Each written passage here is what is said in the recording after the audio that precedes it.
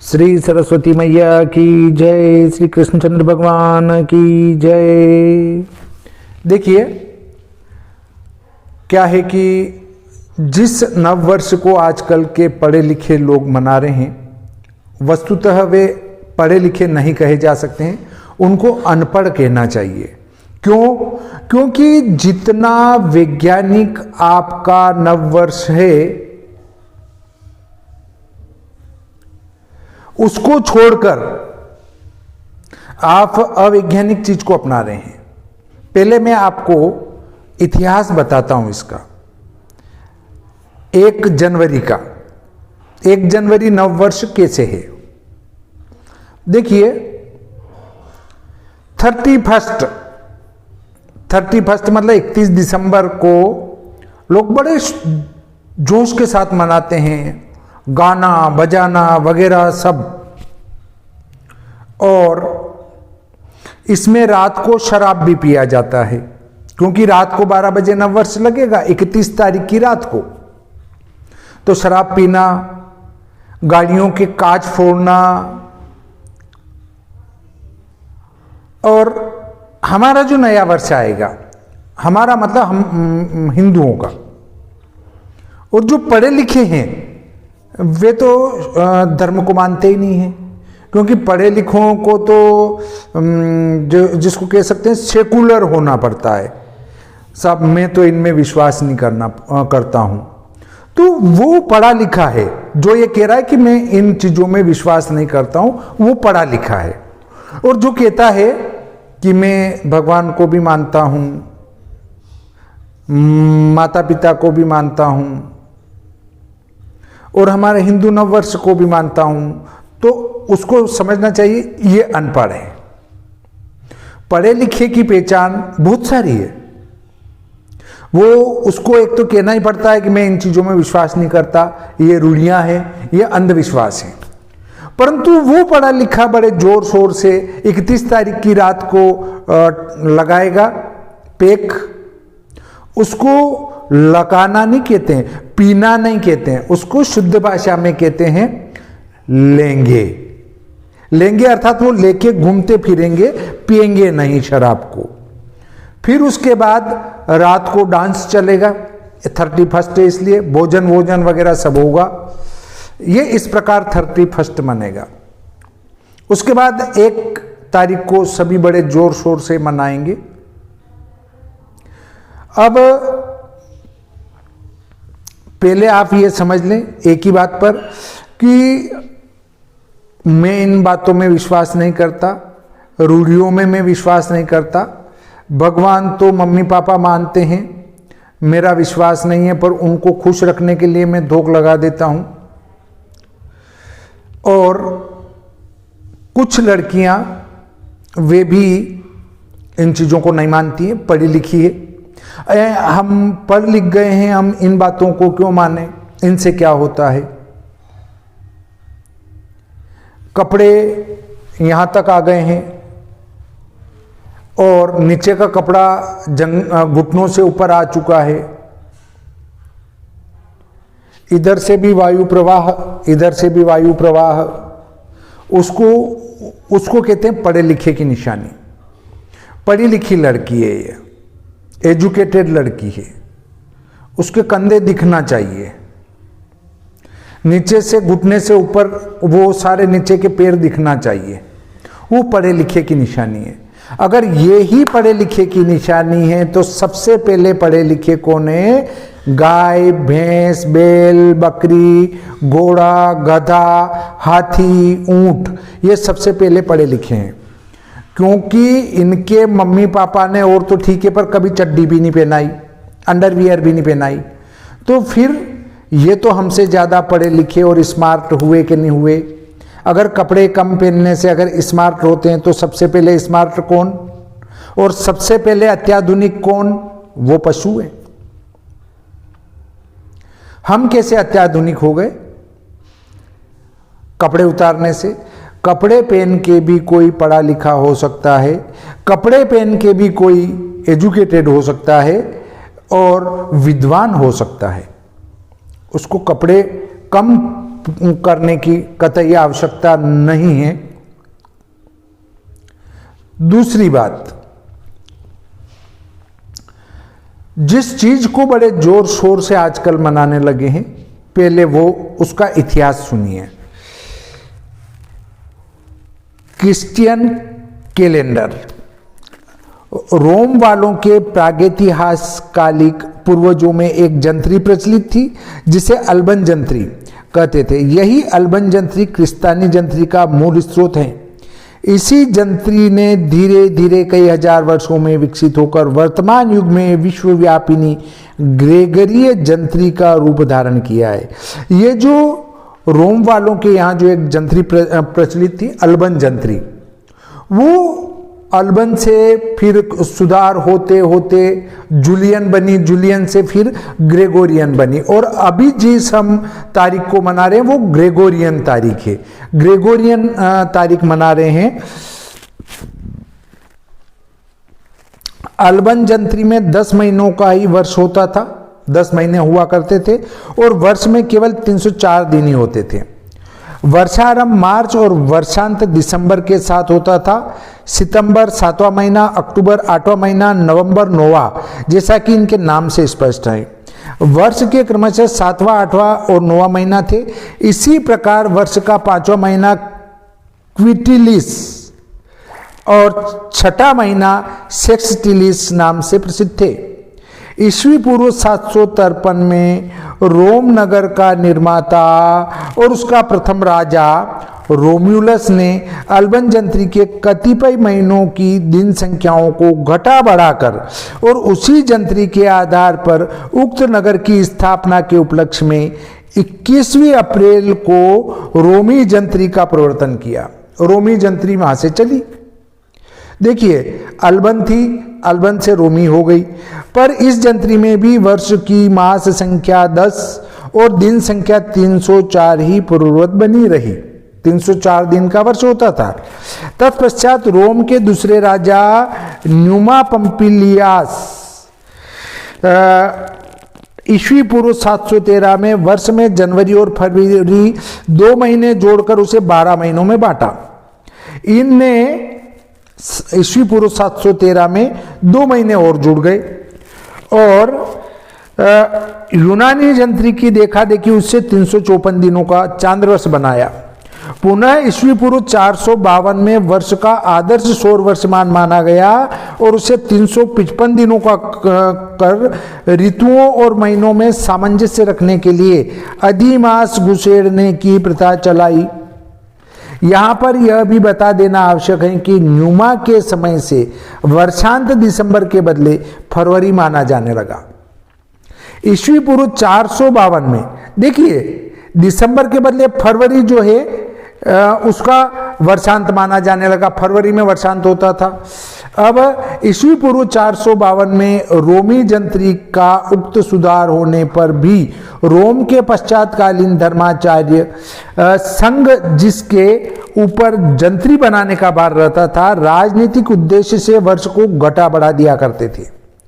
इसका परिणाम यह हुआ कि ईस्वी पूर्व 46 में रोम सम्राट जूलियस सीजर ने देखा कि रोमी जंत्री का वर्ष वास्तविक वर्ष से 3 महीने पीछे है, जिससे ऋतुओं के निर्धारित समय में घोर उलटफेर हो गया है। अतः उसने अपने ज्योतिषी सोसिजेनिस की सलाह से तत्कालीन रोमी वर्ष में 90 दिन जोड़े। कितने? 90 दिन, अर्थात 3 महीने जोड़े। 90 दिन जोड़ उसे 355 गुणित 90 445 दिन का पूरा किया और भविष्य में ऐसी गलती से बचने के लिए वर्ष को 365 दिन 6 घंटे का, जो सूर्य के प्रतिमान वार्षिक भूकेंद्रिक परिभ्रमण काल के प्राय तुल्य हैं, मानना निश्चित किया और 3 वर्षों तक प्रत्येक बार केवल 365 दिन लेकर चौथे वर्ष 6 गुणित 4 मतलब 24 घंटे अर्थात 1 दिन की कमी की पूर्ति के लिए 366 दिन लेने की व्यवस्था की। ऐसे 366 दिन वाले वर्ष को अधिकाह कहा जाने लगा और उस वर्ष का फरवरी 29 दिनों का होने लगा। फरवरी 28 दिन का रखा गया और जिसमें 4 का भाग लग जाएगा, उसको 29 दिनों का कर दिया। जूलियस सीजर द्वारा इस प्रकार संशोधित जंत्री का नाम जूली जंत्री पड़ा। इसको प्राचीन प्रथा भी कहते हैं। जूलियस सीजर 5वें महीने की 12वीं को पैदा हुआ था, अतः उसने उसका नाम स्वनामानुसार जुलाई रखा। देखिए, वो जो है 5वें महीने की 12 तारीख को पैदा हुआ, इसलिए उसने अपने नाम के अनुसार उसका जुलाई नाम रख दिया। इसी प्रकार रोम सम्राट अगस्टस 6ठे महीने को अपने लिए शुभ मानता था, अतः उसने उसका नाम स्वनामानुसार अगस्त रख दिया। इसके अलावे रोम्यूलस से लेकर अगस्टस तक सभी सुधारकों ने कतिपय महीनों की दिन संख्या में काट छांट भी की, पर अगस्टस के बाद आज तक महीनों के नाम व दिन संख्या में कोई परिवर्तन नहीं हुआ। अभी तक वो यथावत चल रहा है, अर्थात अल्बन जंत्री थी, अल्बन से रोमी हुई और रोमी से फिर जूलियन जंत्री हो गई। 3 संशोधन हुए। लोगों का अनुमान होगा कि जूली जंत्री के प्रचलन से 46 वर्ष के बाद ही ईस्वी सन का प्रादुर्भाव हुआ। जूली जंत्री जब निकली थी उसके 46 साल बाद ईस्वी सन चला, पर ऐसा न हुआ। ईसा जन्मे, अपने धर्म का प्रचार कर अपनी ये लीला का भी स्मरण कर गए और कई शताब्दियों तक रोम के पोपों द्वारा ईसाई धर्म का प्रचार भी होता रहा, पर ईस्वी सन का कहीं भी पता नहीं। अंततः ईसा के जन्म से 500 वर्षों के बाद अर्थात 6ठी शताब्दी में डायोनिसियस एक्सिक्यूअस नामक एक रोमी पादरी ने तत्कालीन इतिहास ग्रंथों तथा अन्य उपलब्ध सामग्रियों की सहायता से गणित कर ईसा के जन्मदिन से गणित करने के समय तक बीते हुए काल का मान निकाल ईस्वी सन का जन्मदाता बना। ईस्वी सन कैसे बना देख लिया आपने। डायोनिसियस ने ईस्वी सन की स्थापना तो की, पर ईसाई जगत में 8वीं शताब्दी तक इसका सार्वत्रिक प्रचार न हुआ, इसका सभी ओर प्रचार नहीं हुआ। विद्वानों का कथन है कि डायोनिसियस ने ईसा की जन्मतिथि निकालने में 4 वर्षों की भूल की थी। ईसा का जन्म वस्तुतः 4 ईस्वी पूर्व में 4 अप्रैल को हुआ ठीक माना जाता है। इस प्रकार आविष्कृत किए हुए ईस्वी सन में भी जूली जंत्री की ही तरह साधारण वर्ष 365 दिनों का तथा अधिका वर्ष 366 दिनों का माना जाने लगा। देखिए, ईसा मसीह प्रभु यीशु 4 अप्रैल को जन्मे थे। अभी हम मनाते हैं 25 दिसंबर को क्रिसमस डे, अर्थात भगवान यीशु के जन्म की तारीख। तो फिर ये 1 जनवरी क्या है जिसको आप 31 मनाने के बाद जनवरी 1 मनाते हैं आप, तो ये कहां से आया? ऊपर लिखा है कि जूली जंत्री में 365 दिन 6 घंटे का वर्ष मानते हैं, किंतु ऐसा करने से प्रति वर्ष क्रांतिपातिक सौर वर्ष से 6 घंटा ऋण 5 घंटा 48 मिनट 46 सेकंड अर्थात 11 मिनट 14 सेकंड अधिक लेते हैं। यह अधिक के 400 वर्षों में कुछ अधिक 3 दिन हो जाता है। इस भूल पर पहले रोम के पोप 13वें ग्रेगरी ने सूक्ष्मतापूर्वक विचार किया। उन्होंने ईस्वी सन 1582 में हिसाब लगाकर देखा कि नाइस नगर के धर्म सम्मेलन के समय से जो ईस्वी सन 325 में हुआ था, पूर्वोक्त आदिक के 10 दिन हो गया है, जिसको गणना में नहीं लेने के कारण लोगों को जिसे 15वीं अक्टूबर करना चाहिए था उसे अभी 5वीं ही अक्टूबर कर रहे हैं। इस विचार से उन्होंने नेपुलस के ज्योतिषी एलाइसियस लिलियस के परामर्श से उन्होंने 5वीं अक्टूबर को 15वीं अक्टूबर निश्चित किया और तब से यह नियम निकाला कि जिन शताब्दियों में 400 का भाग निशेष नहीं जाए उनको अधिकावर्ष नहीं किया जाए, यद्यपि वे जूली मत से अधिकावर्ष क्यों न हो। ऐसा करने से 400 वर्षों का पूर्वोक्त 3 दिन का आधिक्य नष्ट हो जाता है, क्योंकि इससे 400 वर्षों में 100 जगह केवल 97 ही अधिक लेते हैं। इस प्रकार पोप ग्रेगरी द्वारा संशोधित जंत्री को ग्रेगरीय जंत्री तथा नवीन प्रथा कहते हैं। देखिए कैसे जूली जंत्री थी, फिर ग्रेगरी जंत्री हो गई। इस नवीन प्रथा को इटली, फ्रांस, स्पेन और पुर्तगाल ने ईस्वी सन 1582 में प्रशिया, जर्मनी, रोम, कैथोलिक प्रदेश, स्विट्जरलैंड, हॉलैंड और फ्लैंड इन्हें ईस्वी सन 1583 में, पोलैंड ईस्वी सन 1586 में, हंगरी ने 1587 में, जर्मनी और नीदरलैंड के प्रोस्टेट प्रदेश तथा डेनमार्क में ईस्वी सन 1700 में, ब्रिटिश साम्राज्य ने ईस्वी सन 1752 में। देखिए 1752 में हमारे यहाँ भी लगभग ब्रिटिश साम्राज्य था, तो हम भी उसी समय से इसको ग्रेगोरियन जंत्री को मानते आ रहे हैं। जापान ने ईस्वी सन 1972 में, चीन ने ईस्वी सन 1912 में, बल्गोरिया ने ईस्वी सन 1915 में, टर्की और सोवियत रूस ने ईस्वी सन 1917 में एवं युगोस्लाविया और रोमानिया ने ईस्वी सन 1919 में अपनाया। अब यहाँ पर यह भी बता देना जरूरी है कि ईस्वी सन का प्रारंभिक दिन पहले कौन था, उसमें किस प्रकार परिवर्तन होते होते अब 1 जनवरी हो गया। पहले लिखा जा चुका है कि रोमी जंत्री में वर्ष का प्रारंभ मार्च के साथ होता था। कई शताब्दियों तक यही नियम रहा, पर धीरे धीरे देश और काल भेद से सुविधावश वर्ष के प्रारंभिक दिन में भिन्नता आ गई। इंग्लैंड में 7वीं शताब्दी से लेकर 13वीं शताब्दी तक बड़े दिन से अर्थात 25 दिसंबर से वर्षारंभ माना जाता था। पुनः 14वीं शताब्दी से लेकर ईस्वी सन 1751 तक 25 मार्च ही वर्षारंभ माना गया।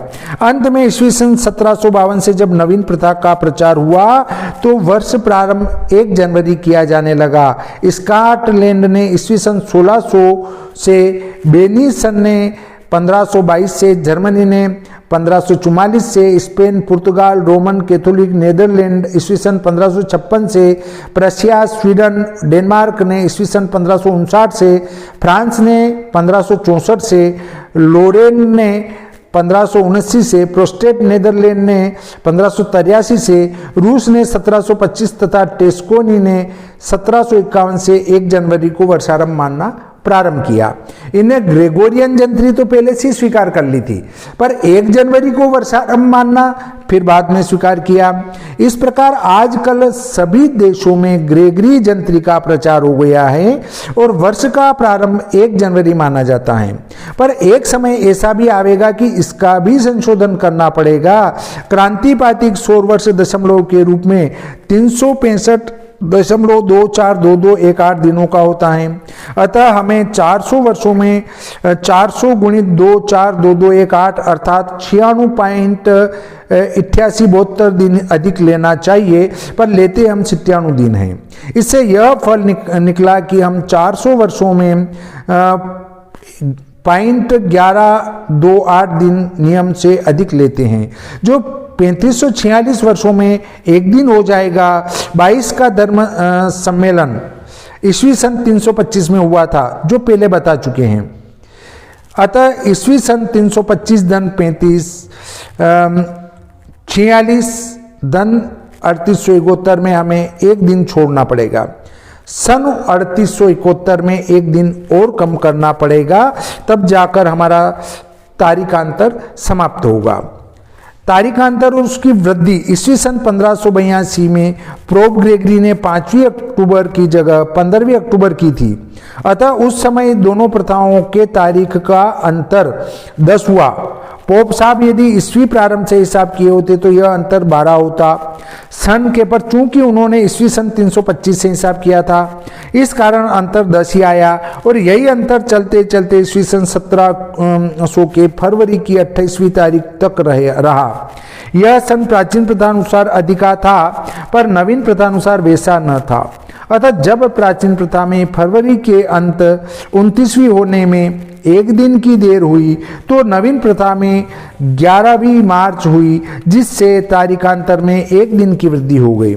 इससे यह सिद्ध हुआ कि तारीखांतर की वृद्धि केवल 1700, 1800, 1900 आदि जैसे 19 शताब्दियों की फरवरी की 28वीं से होती हैं, जो केवल प्राचीन प्रथा में ही अधिका हैं, नवीन में नहीं। क्योंकि यदि दोनों प्रथाओं में वे अधिका होते तो फरवरी दोनों प्रथाओं में एक ही साथ समाप्त होती, जिससे तारीखांतर में कुछ भी परिवर्तन न होता।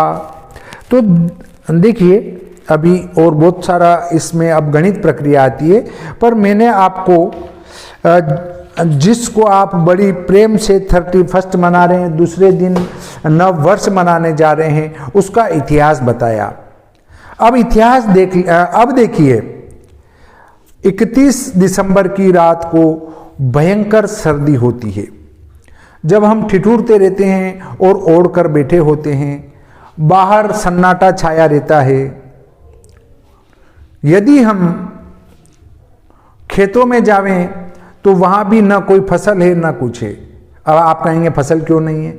फसल है पर वो कच्ची फसल है, उसके कोई फल नहीं आया है, अभी वो बड़ी होने में लग रही है, वृद्धि को प्राप्त हो रही है, जो कि अक्टूबर नवंबर में ही बो चुके हैं, उसके अभी फल नहीं आए हैं। अब मन में कोई प्रसन्नता नहीं है, पेड़ पौधे सुन्न खड़े हैं।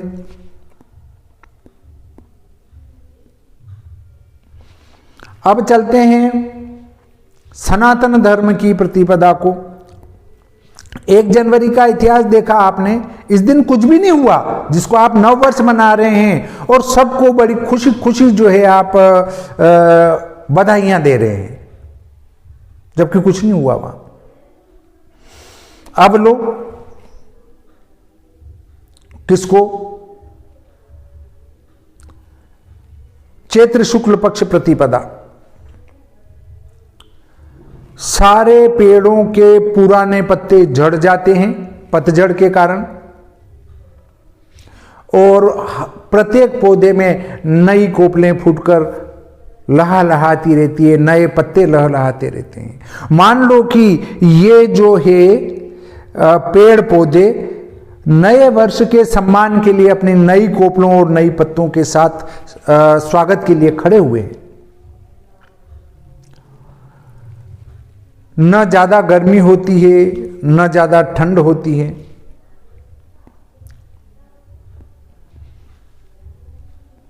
मौसम सुहाना होता है। कोयल मधुर आवाज में चहचहाने लगती है। कोयल नव वर्ष के आगमन पर ही चहचहाती हैं और वो फाल्गुन महीने से लगाकर चैत्र की पूर्णिमा के बीच में ही बोलना प्रारंभ करती है। ये याद रखें आप कोयल का। कोयल भी नव वर्ष के आगमन की उसमें खुशी में चहचहाने लगती है, मधुर ध्वनि करने लगती है। बाकी पहले उसकी बोली बंद रहती है। अभी कोयल बोलती हुई आपको कहीं नहीं मिलेगी। आम के पौधों में नए फल आ गए होते हैं। खेतों से फसलें जो है, नई फसलें घर में आ गई होती हैं। नए वर्ष पर नई फसल घर में आ गई, मन प्रसन्न है। प्रभु ने, ब्रह्मा जी ने सृष्टि के निर्माण का कार्य चैत्र शुक्ल पक्ष प्रतिपदा को ही किया था। चैत्र शुक्ल पक्ष प्रतिपदा को प्रथम बार सूर्य आकाश में चमका था।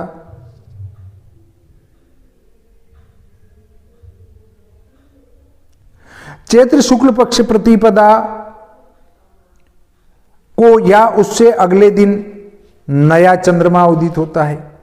यदि प्रतिपदा घटियों में कम है तो उसी दिन चंद्रोदय हो जाता है।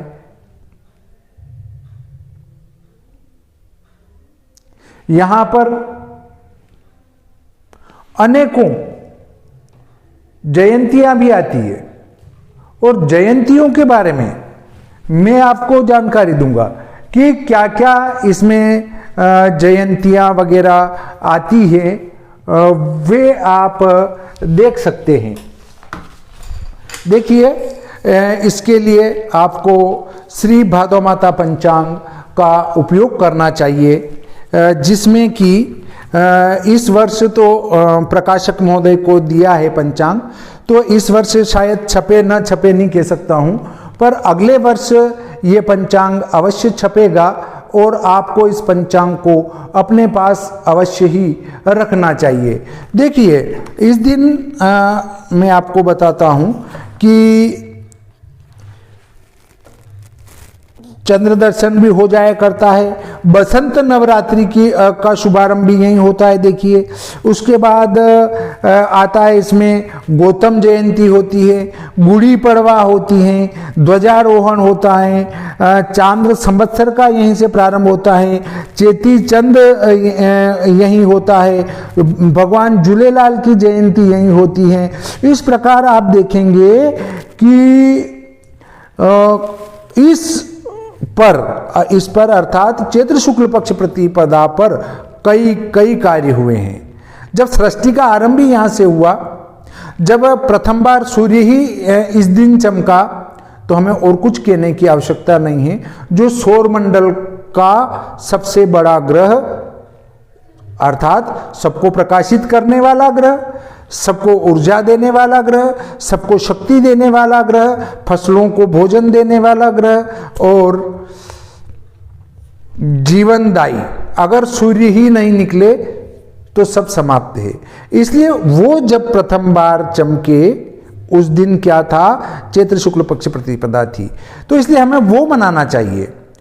और सनातन धर्म में जब हम नव वर्ष को मनाते हैं तो उसके मनाने की परंपरा ईश्वर आराधना के साथ प्रारंभ होती है।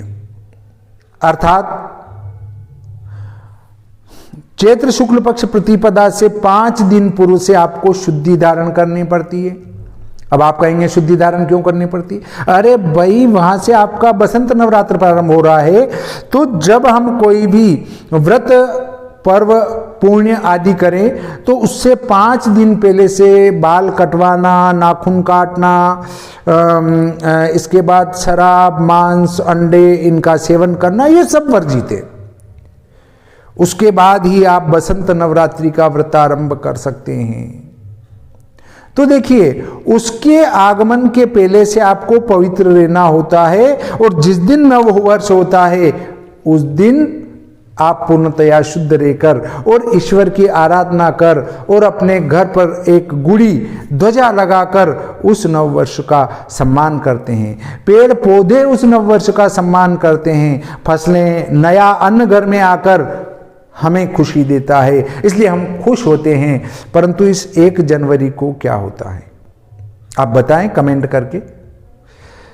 इस 1 जनवरी को तो 31 जनवरी को रात में शराब पीना, नाचना, गाना, ऐसा सनातन धर्म में नहीं है। ये कुछ जो सनातन धर्म में पढ़े लिखे लोग हो गए हैं, उनके लिए ये प्रथा है कि जो शराब नहीं पीता है उसको तो उस दृष्टि से देखा जाता है कि हैं कुछ नहीं समझता है ये तो। अरे भाई, अगर शराब पीना शास्त्र सम्मत होता तो शास्त्रों में उसको गलत क्यों बताया होता? तो इस प्रकार देखिए कि सनातन धर्म में जो भी व्रत पर्व बने हैं वे सब वैज्ञानिक हैं और बाकी के सब अवैज्ञानिक हैं। आप यदि इस वीडियो को देखें और अपनाएं तो नव वर्ष आपको कब मनाना है? चैत्र शुक्ल पक्ष प्रतिपदा को। 31 कब मनाना है? चैत्र कृष्ण पक्ष अमावस्या को। पर हमें 31 मना के शराब पीना, मांस खाना, अंडे खाना, डांस करना, ये सब नहीं करना है। 31 हमें कैसे मनाना है? अमावस्या को जब हम 31 मनाते हैं, हमारे 30 होता है, तो उस दिन हम गौ माता, बेल या कोई भी पशु जिनके ऊपर चढ़कर जाना पड़े या जिनसे गाड़ी चलाई जा सके, उनकी छुट्टी रहती है। ये हमारे अनपढ़ लोगों की बातें हैं कि वे हर प्राणी पर दया करना बताते हैं। और जिसको आप शिक्षा का विकास कह रहे हैं, वस्तुतः वो शिक्षा का विकास नहीं है, वे तो सबके सब मांसाहारी शराबी होते जा रहे हैं। पहले की शिक्षा वो थी, संस्कृत से पढ़ते थे तो संस्कृति का ज्ञान होता था और संस्कारित होते थे। अब वो शिक्षा है जो ठूंठ बनाती है और ठूंठ पैदा करती है और शराबी बनाती है।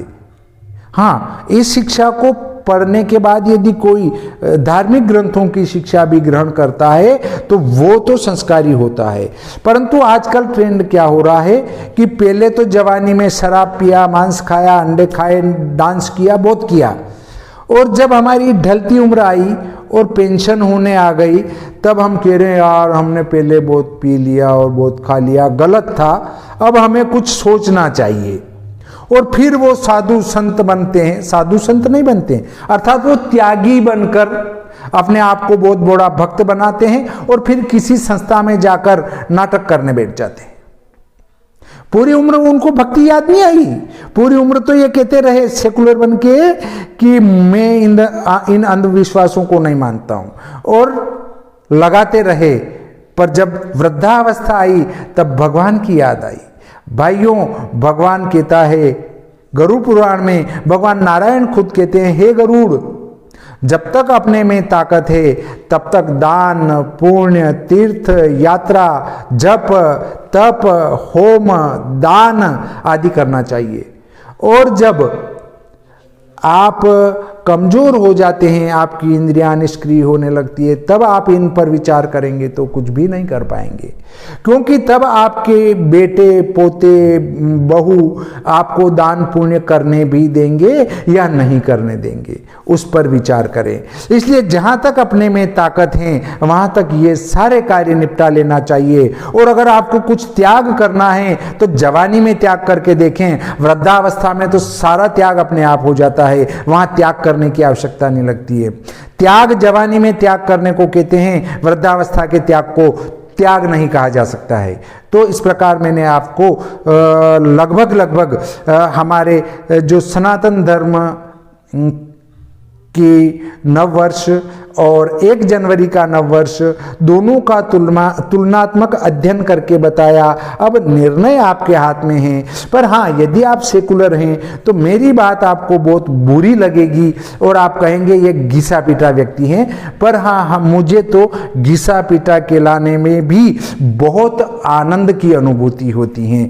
मैं जहाँ पढ़ाता हूँ वहाँ पर मुझे कोई भी नववर्ष की शुभकामना नहीं देते हैं। मेरे जितने भी साथी हैं ऊपरी कर लेते हैं नववर्ष, हाँ बस, पर वो जानते हैं कि हम नववर्ष चैत्र शुक्ल पक्ष प्रतिपदा को ही मनाते हैं। तो आज का प्रकरण यहीं समाप्त होता है। श्री सरस्वती मैया की जय, श्री कृष्णचंद्र भगवान की जय।